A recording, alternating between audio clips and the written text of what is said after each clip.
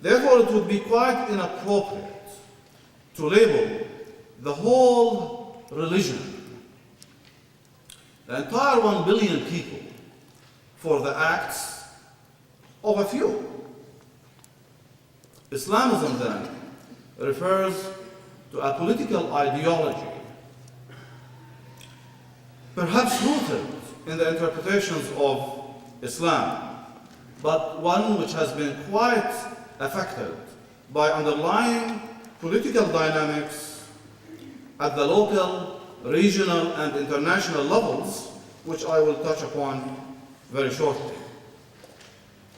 Just as there are Christian, Jewish, or Hindu fundamentalists who would want to determine political action by the religious interpretations, there are some Islamists who would also like to go the same route, to do the same thing. However, in this day and age, it is difficult to talk about the Middle East or Islam in a country such as the United States, for the very reason I mentioned earlier.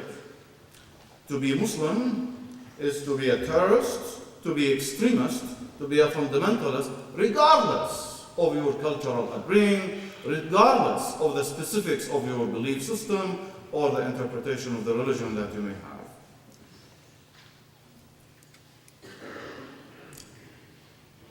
To be Middle Eastern or to be Muslim means, among other things, that you will be viewed in a stereotypical manner.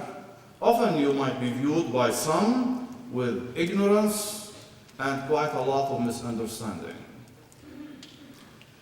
Arab and Muslim are often confused, as I mentioned, while they are not one and the same. However, the imagery that encompasses both Arabism and Islamism is one. Images of terrorism. Both an Arab or a Muslim is usually viewed in the entertainment industry, much of the literature, as a terrorist, as an oil sheik, as a camel rider, as one who is with a dagger on his side ready to stab somebody in the back.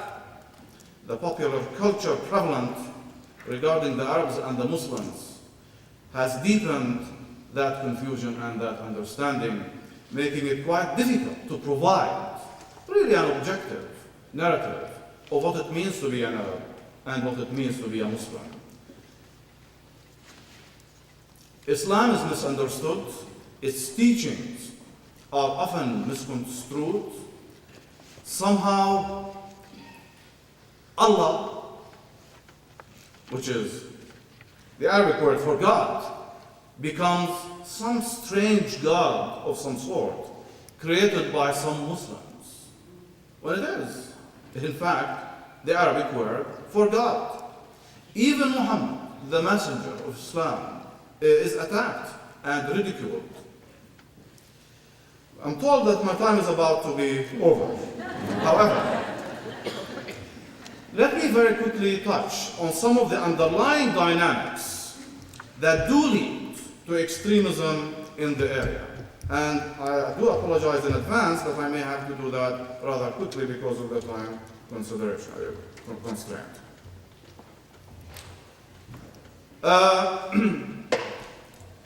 Whether we look at Palestine, Iraq today, or Afghanistan, there are some common threads. Corruption in the underlying political system has led many groups to try to organize on their own, separate from the publicly accepted political entity, whether it's the Afghani government, led by Karzai, or the Iraqi government, or the Palestinian Authority. In those places where corruption has been rampant, economically, politically, morally, socially, one should expect that some individuals would try to do it alone, on their own, through extremist means, i.e., through means that do not conform to the norm in the performance of political life. Secondly,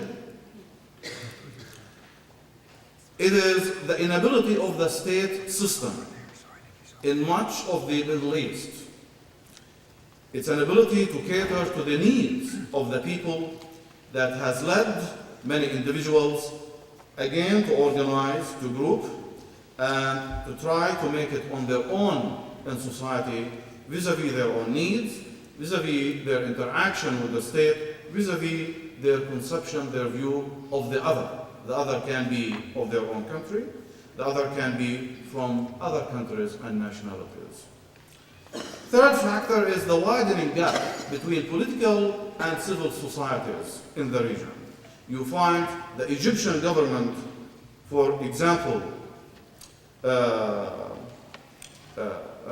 on one side of the political arena, while the Egyptian people are on an entirely different side of the political arena. The Egyptian government has contributed to the blockade and the siege on Gaza, for example, while the people of Egypt have been in the forefront of advocating for lifting the siege of the Gaza Strip.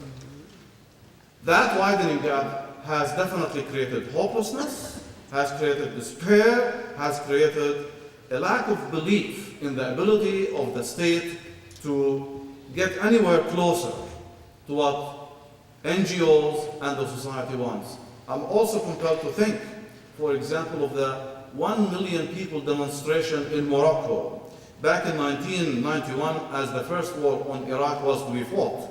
The Moroccan government sent troops to fight on the side of the coalition, while the Moroccan people were in total vehement opposition to the war.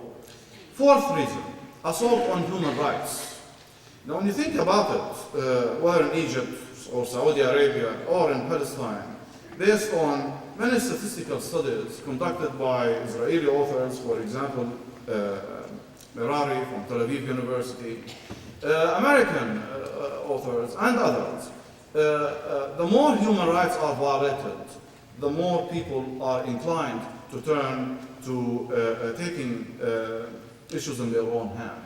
That is, when they feel that their fate by their political representative, i.e. the state, is either underground in prison or underground dead, they try to formulate and to perform on their own without any due regard for what the state wants them to do. We see that, for example, with Zawahiri in Al-Qaeda and many others, those who were tortured, those whose human rights were violated by the state. Another reason, of course, is the support of dictatorships on the part of the West, dictatorships in the Middle East. Take the Shah of Iran. The support of the United States of the Shah of Iran certainly paved the road for Khomeini to be on the rise in Iran. The support of the United States for Karzai in Afghanistan makes it imperative for many people to distance themselves from the government. Same would be said about Iraq, same would be said about Palestine. Last reason I would just mention is the lack of democratization. The lack of democratization is organically associated with Western support of dictatorships in the region. Given the fact that people cannot express themselves freely, given the fact that the state is against them rather than is for them, many people feel hopelessness, helplessness, anguish, and despair, which they concretize and translate, sometimes in a manner that you and I might not agree with. Thank you very much.